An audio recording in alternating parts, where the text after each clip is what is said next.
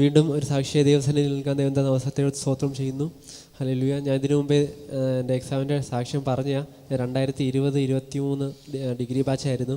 പക്ഷേ ഈ 2025 ഞാൻ ഡിഗ്രി പാസ്സായിട്ടില്ലായിരുന്നു. ഇടയ്ക്കൊക്കെ സപ്ലൈ ഒക്കെ ഉണ്ടായിരുന്നു, അതൊക്കെ പാസ്ഔട്ടൊക്കെ ആയി പോയി. പക്ഷേ ഒരു സബ്ജക്റ്റ് മാത്രം, അതായത് ലാസ്റ്റ് സെമ്മിലെ ഒരു സബ്ജക്റ്റിന് മാത്രം ഞാൻ എത്രയും വെയിറ്റ് ചെയ്തു. ഏതാണ്ട് 5 പ്രാവശ്യത്തോളം ഞാൻ അത് അറ്റംപ്റ്റ് ചെയ്തു.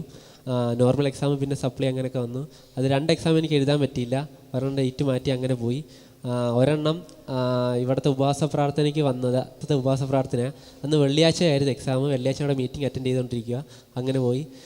അങ്ങനെ നേരെ ഞാൻ എക്സാം കൺട്രോളിൽ വെച്ച് സംസാരിച്ചു. അവർ പറഞ്ഞു ഇനി 1 വർഷം കൂടെ വെയിറ്റ് ചെയ്യണം, 1 വർഷം കൂടെ വെയിറ്റ് ചെയ്യാതെ ഇടയ്ക്കൊന്നും എക്സാം വരത്തില്ല എന്ന് വെച്ചാൽ എക്സാം കൺട്രോൾ പറഞ്ഞു ഒരു ചാൻസ് ഇല്ലെന്ന് പറഞ്ഞു. അപ്പോൾ ഇനി 1 വർഷം കൂടെ കാത്തിരുന്നാലേ എക്സാം എഴുതാൻ പറ്റത്തുള്ളൂ. എക്സാം എഴുതി കഴിഞ്ഞിട്ട് വീണ്ടും 2 മാസം ഇരിക്കണം സർട്ടിഫിക്കറ്റ് കിട്ടാൻ. അപ്പോൾ ഞാൻ ഇങ്ങനെ ഫാസ്റ്റിൻ്റെ അടുത്തൊന്ന് പ്രാർത്ഥിച്ചു. ഫാസ്റ്റർ പറഞ്ഞു പ്രാർത്ഥിക്കാം എന്ന് പറഞ്ഞു.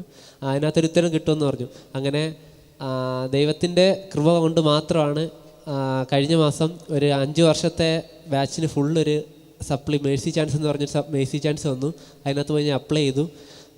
എല്ലാ പ്രാവശ്യവും ഞാൻ എക്സാം എഴുതിയിട്ട് കിട്ടുമെന്ന് പറഞ്ഞ് റിസൾട്ടിന് ഞാൻ വെയിറ്റ് ചെയ്യും. റിസൾട്ട് വരും, ഞാൻ പൊട്ടും.